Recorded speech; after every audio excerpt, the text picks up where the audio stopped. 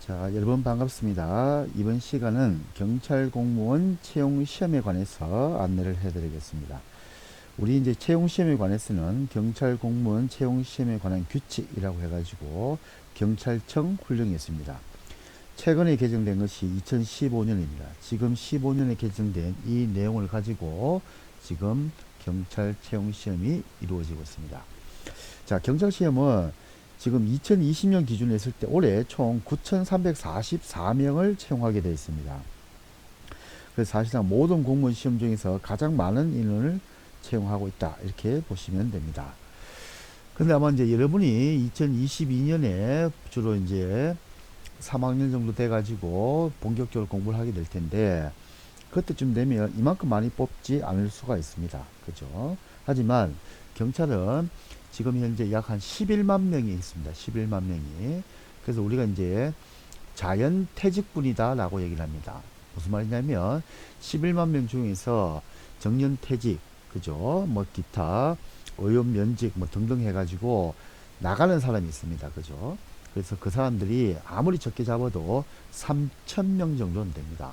그래서 앞으로 여러분들이 어떤 변화가 있더라도 경찰은 연간 최소한 3,000명 이상을 채용할 수밖에 없다라고 보시면 됩니다. 그래서 여러분들이 지금 경찰 시험이 뭐 지금은 많이 뽑는데 나중에 적게 뽑으면 어떡하느냐 이렇게 걱정하는 학생들이 있을 수 있을 것 같은데, 하지만 최소한 3,000명 이상을 뽑는다. 그러면 국가공무원 중에 최소한 3,000명 이상을 뽑는 공무원은 우리 경찰밖에 없다, 이렇게 보시면 됩니다. 자, 그리고 지금 우리 경찰 시험은 여러 가지 절차가 있습니다. 그런데 결론부터 얘기하면 여러분들이 가산점 5점을 미리 확보하는 것이 굉장히 중요합니다. 그리고 체력 시험이 중요성이 강조됩니다. 왜냐하면 공부만 하다 보니까 체력에 대해 가지고 좀 등한시합니다. 그래서 보통은 내가 필기 시험에 합격을 하고 난 다음에 그때 체력 준비를 해야지 라고 생각하는 경우가 많습니다. 그런데 갑자기 운동을 하다 보니까 무릎이라든지 관절이라든지 혹은 근육이라든지 이런 데 이상이 와가지고 필기시험 잘 보고도 체력시험에 불합격하는 경우도 굉장히 많습니다. 그래서 체력은 틈틈이 꾸준하게 이렇게 관리를 하는 것이 중요하다라고 볼 수 있습니다. 또 마찬가지 경찰은 가산점 5점이 점수에 그대로 합산이 되는데, 이 가산점도 아유 필기가 중요하지 필기가 어렵다는데 라고 해가지고 평상시에 가산점을 안 따놓고 방심을 합니다. 그러다가 막판에 이제 필기 합격하고 난 다음에 그때 가산점을 따려고 하니까 급하게 따는 뭐 대형 면허라든지 아니면 뭐 여러 가지 실용 글쓰기 이런 걸 통해 가지고 점수를 따려고 하다 보니까 부담도 많이 되고 또 대형면을 따는데 돈도 굉장히 비쌉니다. 지금은 정확하게 모르는데 아마 한 100만 원 정도는 충분히 하지 않을까 생각을 합니다. 그래서 가산점 5점을 미리 확보하는 것이 중요하고 체력 시험이 굉장히 중요하다. 이렇게 종합적으로 얘기를 할 수가 있습니다.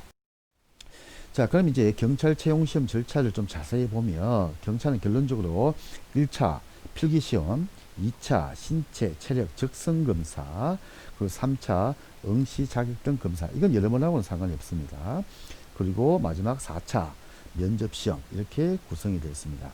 근데 이제 비중을 보시면 필기가 50%, 그죠? 그 신체 체력 적성, 특히 이제 체력인데 거기에 25%, 그리고 면접이 25% 이렇게 구성되어 있는 걸 볼 수가 있습니다. 그래서 이제 100점 만점이다라고 했을 때, 100점 만점이라고 했을 때 필기 시험이 과반이다, 50%다 이렇게 보시면 됩니다. 자, 그래서 우리 경찰 공무원은 어떻게 결정이 되느냐라고 했을 때 최종 합격자 결정은 필기 시험 50%, 체력 검사 25%, 그리고 면접 시험 25%, 그죠? 그때 이 면접에는 자격증 5%가 들어가 있습니다. 그래서 결론적으로 면접은 점수는 20점이다 라고 보시면 됩니다. 20점. 자, 그래서 이 점수를 다 합쳐가지고 고득점자 순으로 최종 합격자가 결정이 됩니다. 그래서 정리를 하자면 필기 50, 체력 25, 면접 25. 그래서 사실상 면접 같은 경우는 필기 시험과 체력 검사를 합산한 점수에서 크게 경찰관 부적격자가 아니라고 한다면 대부분 필기시험과 체력검사 점수를 가지고 당락이 결정이 많이 됩니다. 그래서 필기시험과 체력검사가 굉장히 중요하다라고 볼 수가 있습니다. 자, 이제 경찰 체력시험 기준 남자입니다. 남자 그 100m 달리기, 그죠?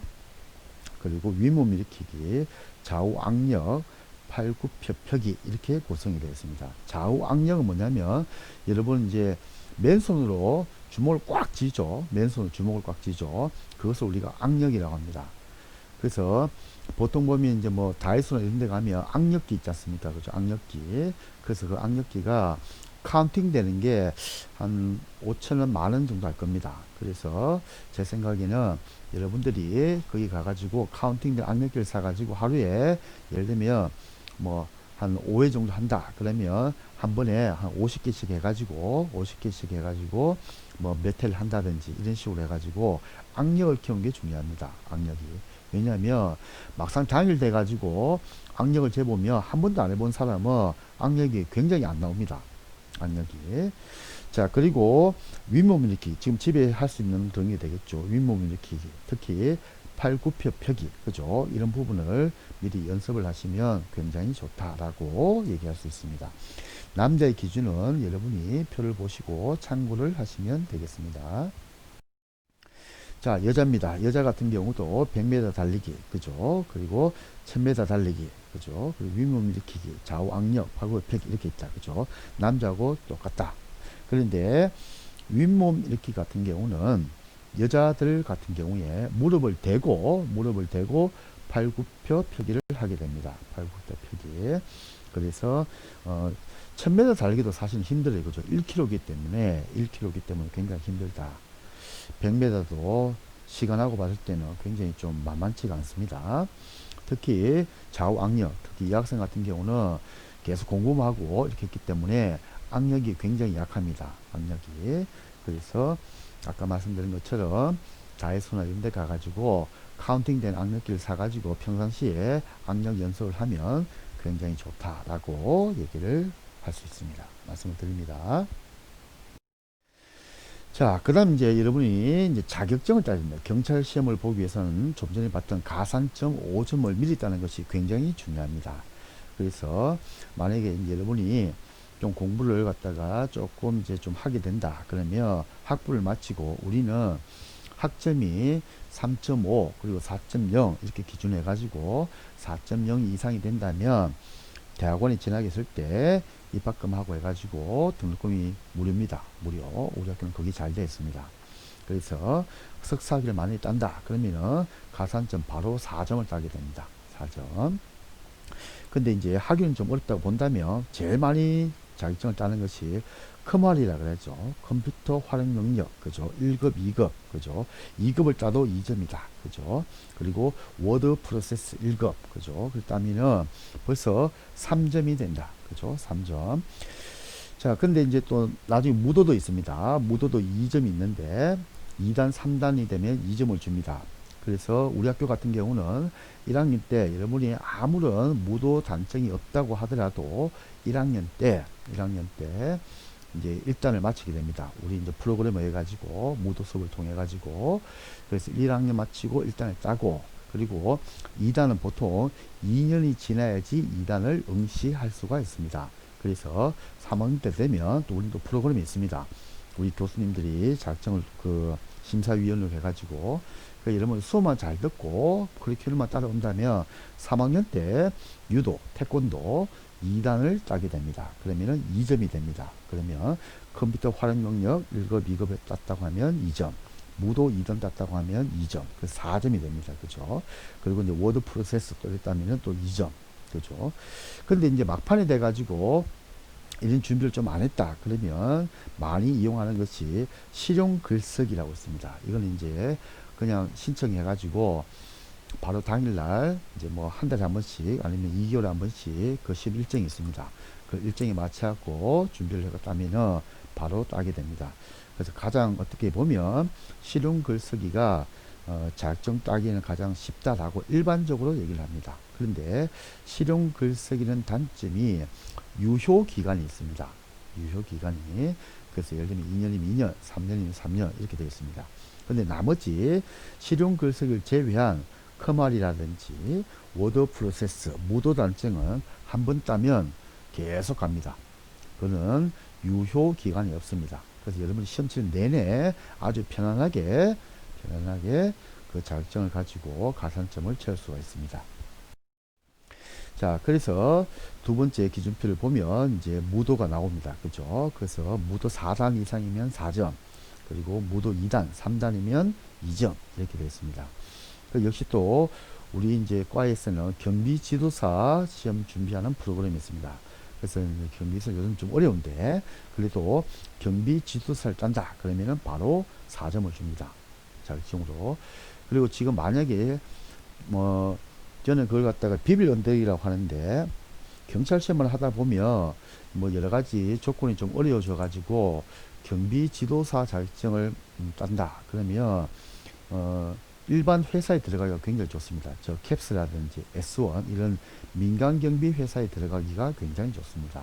그래서 경비 지도사를 자격증만 가지고 있다면 그런 회사에 들어가 가지고 이제 좀 어려운 경우입니다. 그래서 비빌 언덕이니까 한 1, 2년 근무를 합니다. 그럼 최소한 연봉이 3,000원 되니까 한 2년 하면 한 6천 모으겠죠. 근데 뭐 반은 쓰고 반만 가지고 있다 이렇게 해도 저축을 했다라고 해도 한 3천만 정도 될 겁니다. 그죠?